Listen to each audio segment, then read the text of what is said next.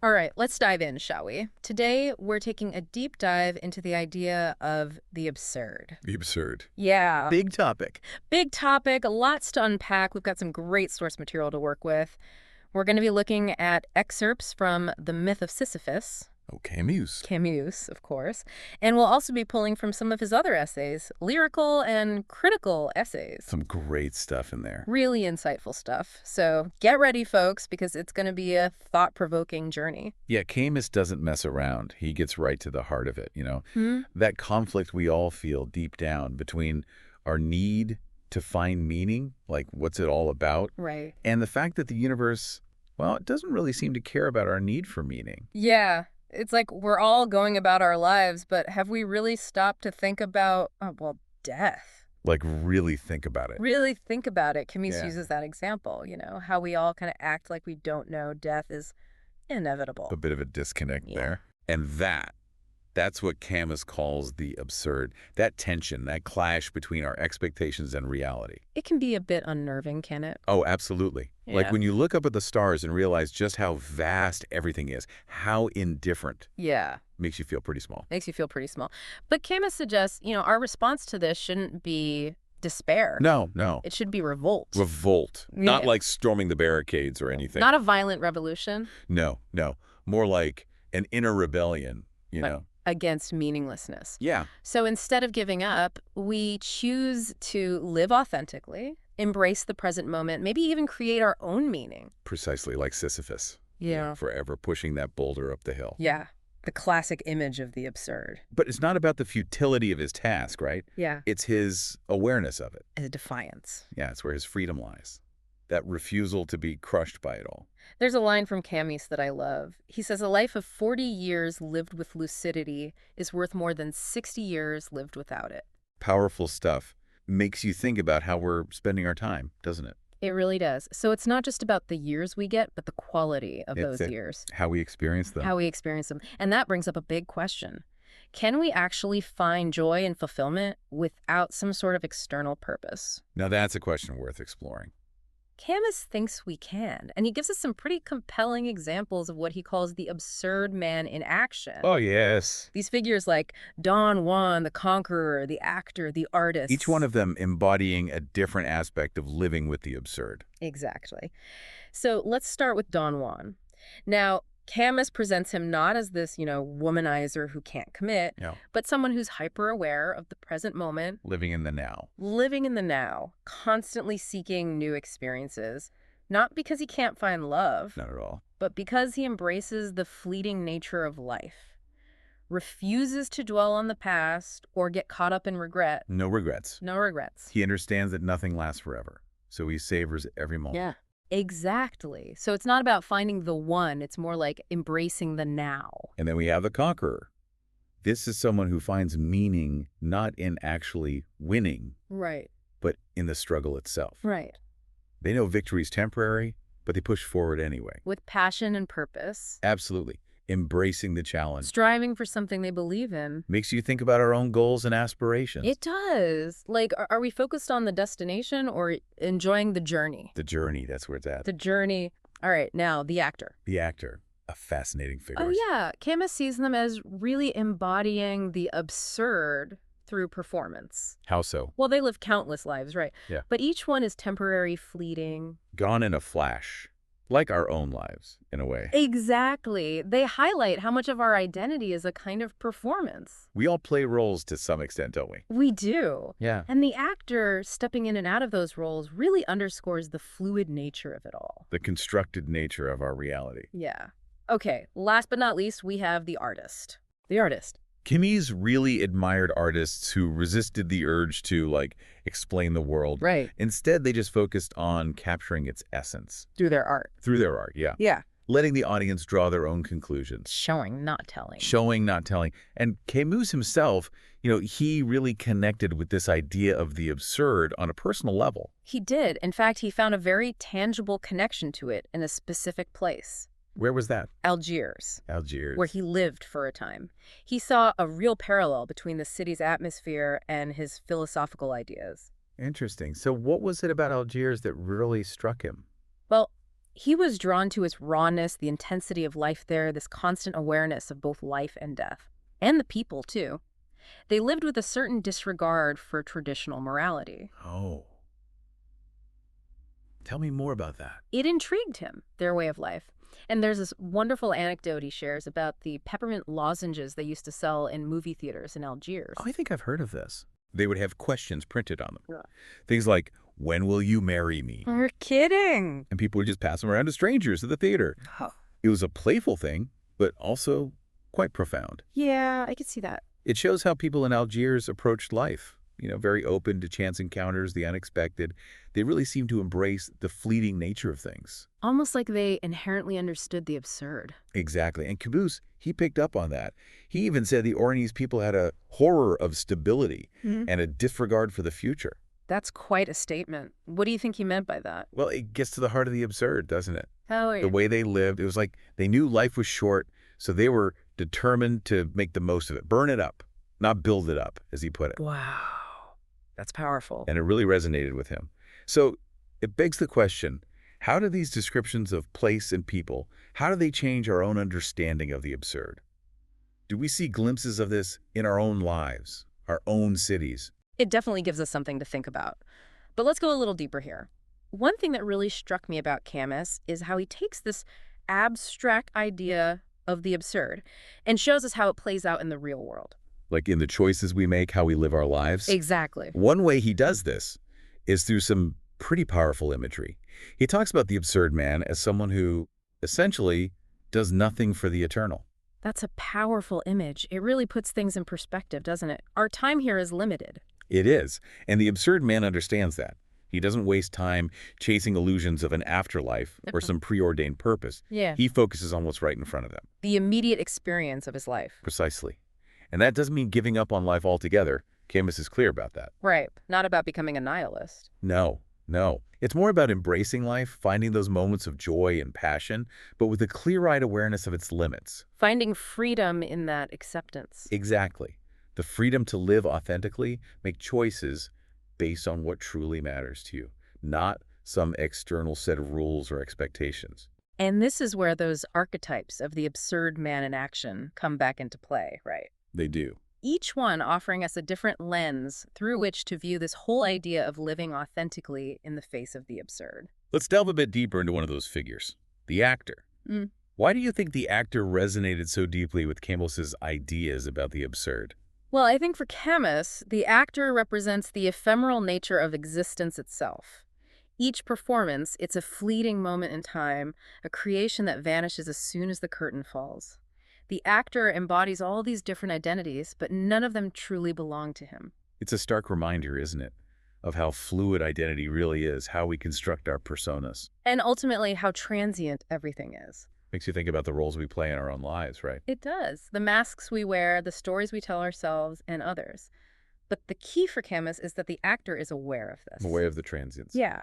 And he chooses to embrace the role fully, live in that moment of creation knowing it won't last. And in that acceptance, he finds a kind of freedom, even joy. Right in the midst of the absurd. It's a powerful reminder that meaning, real meaning, it's not something we just find out there in the world. It's something we create. We create it through our choices, our actions, even in the most fleeting of moments. And that brings us to the artist. What about the artist resonated with Camus? Well, Camus was really drawn to artists who refused to try and, impose their own interpretations on the world. Instead, they focused on capturing its essence through their art, through concrete description, Letting the viewer find their own meaning. Exactly. So it's about presenting the world as it is, with all its complexities and contradictions, without trying to force it into some neat little box. Embracing the ambiguity, the mystery of it all, and that, in a way, reflects Camus's own philosophical approach, doesn't it? He's not giving us the answers on a silver platter. No, he's not. He's inviting us to engage with the absurd, to wrestle with these big questions ourselves. See where they lead us. See where they lead us. And maybe through that process, we discover something truly remarkable. Like what? Like what Camus describes in Return to Tipasa. You know that line, in the middle of winter, I at last discovered that there was in me an invincible summer. Beautiful imagery. So evocative. Isn't it? It's a testament to the resilience of the human spirit, our ability to find joy and beauty even when things are tough. Even in the face of hardship, uncertainty. Exactly. It's like even in the darkest of times, there's this inner spark that can't be extinguished. That's the revolt Camus is talking about. Not escaping the absurd, but confronting it, wrestling with it, and finding a way to thrive within it. But how do we do that? How do we cultivate that invincible summer within ourselves? What can we do, in a practical sense, to embrace the absurdity of life without succumbing to despair? That's the million-dollar question. It is, but Camus does offer some clues, some guidance. Like, Well, he points to the importance of conscious awareness, passionate engagement, and refusing to be passive in the face of meaninglessness. And he talks about the power of art, of beauty, to inspire us, to remind us that human experience has value, even in a world that often seems devoid of meaning. important reminders. Yeah, and he also emphasizes that we're not alone in this. We're all in this together. We're all fellow travelers on this absurd journey. There's solidarity in that. There is. So it's about finding those moments of connection, those moments of meaning, those moments of joy, Even amidst the chaos. even amidst the chaos. And it's about saying yes to life, even when it doesn't make sense, Even when it's absurd. even when it's absurd. And, I think Camus' own experiences, especially his time in Algiers, they offer us a really valuable perspective on how to do just that. His time in Algiers was pivotal. His philosophical journey wasn't just confined to books and ideas, was it?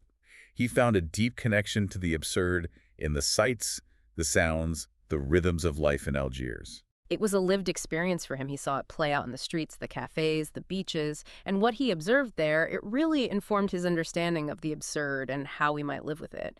What do you think were some of the key things he observed in Algiers that really stood out to him?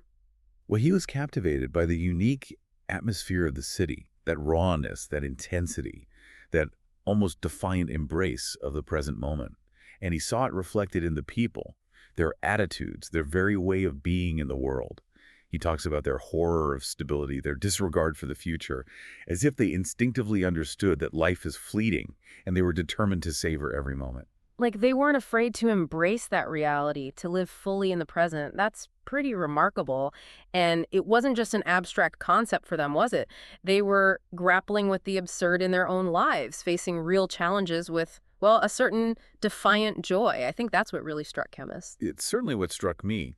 And one of the most vivid examples of this, I think, is that anecdote he shares about the peppermint lozenges they used to sell in movie theaters. The ones with the questions printed on them. Exactly. When will you marry me? And things like that.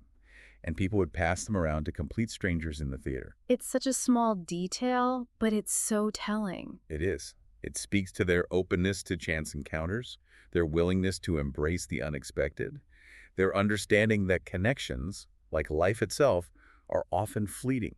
And that there's beauty in that. Absolutely. There's a certain freedom in recognizing the impermanence of things. So I think we can learn a lot from Camus' observations of life in Algiers. We can. It wasn't just a backdrop for his philosophy. It was a living, breathing example of how to navigate the absurd, how to find meaning in a meaningless world. And that's something we can all aspire to, isn't it? It is. So as we continue our exploration of the absurd, let's keep those insights in mind. How can we cultivate that invincible summer within ourselves? How can we embrace the present moment, acknowledge its impermanence, and find joy in the midst of life's inherent absurdity? Those are the questions we'll continue to grapple with. And hopefully find some answers along the way, or at least some new ways of asking the questions. Exactly. The journey itself is what matters. The journey. All right, folks. That's all for this part of our deep dive. Stay tuned because we'll be back soon to explore these ideas further.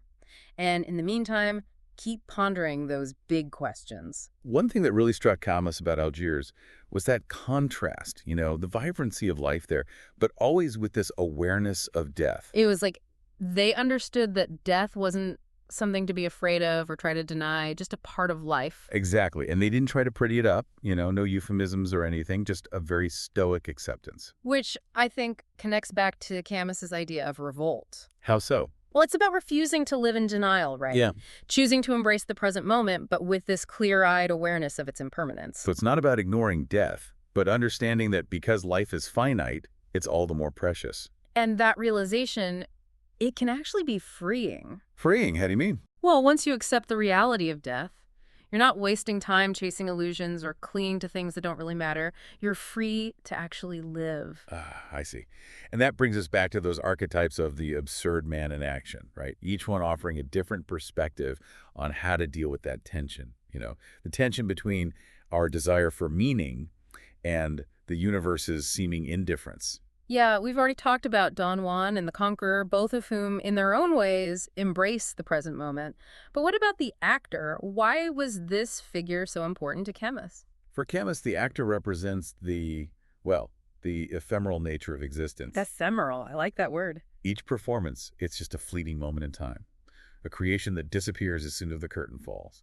The actor takes on all these different identities, but none of them truly belong to him. It really highlights how much of our lives is performance, isn't it? It does. We all play roles to some extent. We do.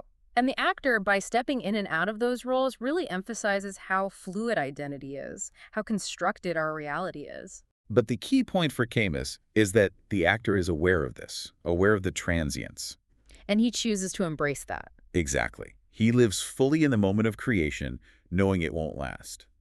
And in that acceptance, he finds a certain freedom, even joy. So it's not about trying to create something lasting or eternal. It's about finding meaning in those smaller moments, those seemingly insignificant experiences that make up a life. Which leads us nicely to the artist. The artist, always a fascinating figure. Camus was really drawn to artists who, instead of trying to explain the world, just focused on capturing its essence. Through their art. Right. And they didn't try to impose their own interpretations or force meaning onto things. They embraced the ambiguity, the mystery. Which, in a way, is what Camus does in his own work, isn't it? He's not giving us definitive answers. He's inviting us to engage with the absurd, to wrestle with those big questions. And maybe, through that process, we discover something unexpected. Remember that line from Camus? In the middle of winter, I at last discovered that there was in me an invincible summer. It's such a powerful image. It speaks to the resilience of the human spirit, our ability to find joy and beauty even when things are tough. Even in the face of hardship and uncertainty. Exactly. And that's what Camus means by revolt, I think. It's not about running from the absurd, but confronting it, wrestling with it, and finding a way to thrive within it.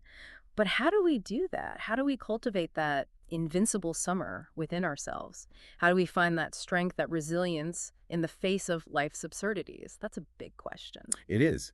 But Camus offers some guidance. He talks about the importance of being consciously aware, engaging passionately, and refusing to be passive in the face of meaninglessness. And he also emphasizes the power of art and beauty, how they can inspire us, remind us of the value of human experience, even in a world that can seem pretty meaningless. And he reminds us that we're not alone in this struggle. Right. We're all fellow travelers on this absurd journey. There's comfort in that, I think. There is. So it's about finding those moments of connection, meaning, joy, even in the midst of all the chaos.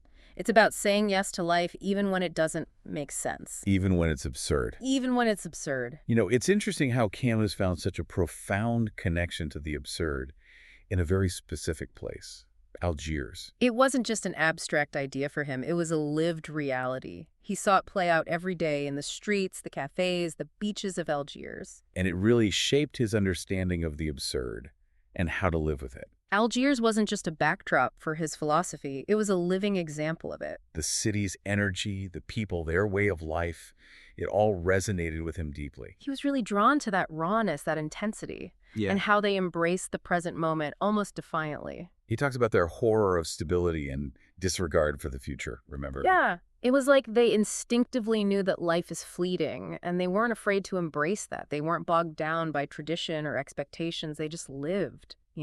And one of the most striking examples of that is that story he tells about the peppermint lozenges. Oh, right. The ones with the questions on them. Exactly. When will you marry me? And so on. And people would just pass them around to complete strangers in the movie theater. It was so playful, but also so profound. It shows how open they were to chance encounters, unexpected connections. And how they understood that those connections, like life itself, are often fleeting. But there's beauty in that, isn't there? There is. It's a reminder that even amidst all the absurdity, we can still find moments of humor, connection, even romance. And that acceptance of the fleeting nature of life, it extended to their views on death, too. They didn't shy away from it. No. They face it head on, with a certain stoicism that I think really resonated with Camus. It was a stark reminder that we need to live solely in the present, appreciate the time we have, and not waste it on things that don't ultimately matter. And that's a message that resonates with anyone who's ever thought about the big questions, isn't it? No matter what culture or time period you come from. It's a universal truth. Camus' observations of life in Algiers were crucial to his understanding of the absurd, revolt, and the possibility of finding meaning in a meaningless world. It wasn't just theoretical for him. He saw it in action, in the people he encountered every day. And he saw how they confronted life's challenges with courage, with clarity, and even, a certain joy. And I think he believed we could all learn from their example. So as we delve deeper into this idea of the absurd, maybe we can ask ourselves, what can we learn from Camus' experiences in Algiers? What resonated with him there, and how can we apply those insights to our own lives, even if we're not living in a bustling North African city? It's something to think about for sure. You know, it's amazing how a place can really shape your whole worldview. Like with Camus and Algiers? Exactly. He saw the absurd playing out not just in these philosophical texts, but in the everyday lives of the people around him. It wasn't just that they lived with, death always present. Right. It was more their attitude towards it all. Like they just accepted it. Yeah, they didn't try to explain it away or pretend it wasn't there. They just accepted it as part of life. It's almost like they intuitively understood what Camus was getting at. In a way, I think they did. And that reminds me of his idea of revolt. Not like a political revolution or anything. Right, but a kind of inner rebellion. Against what, though? Against that urge to despair, to deny the absurd, to try and force meaning onto a world that doesn't necessarily offer it. They weren't trying to build some great legacy or achieve some kind of, eternal fame or something. They were just focused on living their lives right here, right now. And that really resonated with Camus. It did. He was so drawn to that intensity, that focus on the present moment. Remember that line of his about the people of Oran? The one about their horror of stability and disregard for the future? Exactly. He was fascinated by their willingness to embrace the ephemeral nature of life. It wasn't about denying death, but recognizing that its inevitability made life even more precious. And that brings us back to those archetypes of the absurd man in action, doesn't it? It does. Each one embodies a different way of, revolting against meaninglessness. Like Don Juan, for instance. Oh, yeah, he's not some commitment phobe. No, not at all. He's just hyper-aware of the present moment. And because he knows nothing lasts forever. He savors every experience. And refuses to be bound by, societal expectations. He's not afraid of commitment. He just understands that everything is temporary. And then you have the conqueror, who finds meaning not in winning, but in the struggle itself. knowing that victory is ultimately fleeting. But finding fulfillment in pushing forward anyway. And the actor, of course. Yes, living 1,000 lives in a few short hours on stage. Embodying the, what was that word again? Ephemeral. Ephemeral. That's it. The ephemeral nature of it all. He knows each role is temporary, each performance a fleeting moment in time. And he finds freedom in that. And then there's the artist. Camus really admired artists who didn't try to explain things. Right, they just present to the world as they saw it. Without judgment, without trying to impose meaning. Leaving it up to the audience to find their own interpretation. Which is a lot like Camus' approach to philosophy, isn't it? It is. He doesn't give us the answers. He gives us questions, prompts, invitations to think for ourselves. To engage with the absurd on our own terms. And maybe in doing so, we discover something unexpected within ourselves. Like Camus did in Return to Tapasa. Ah, yes. In the middle of winter, I at last discovered that there was in me an invincible summer. It's such a beautiful image, so full of hope. It really is. It suggests that even when things seem dark, there's this inner strength, this capacity for joy that can't be extinguished. That's the essence of revolt, isn't it? It is. It's Yeah. not about escaping the absurd, but embracing it. Finding a way to thrive within it. And Camus found a living embodiment of that in Algiers. It wasn't just a theoretical concept for him.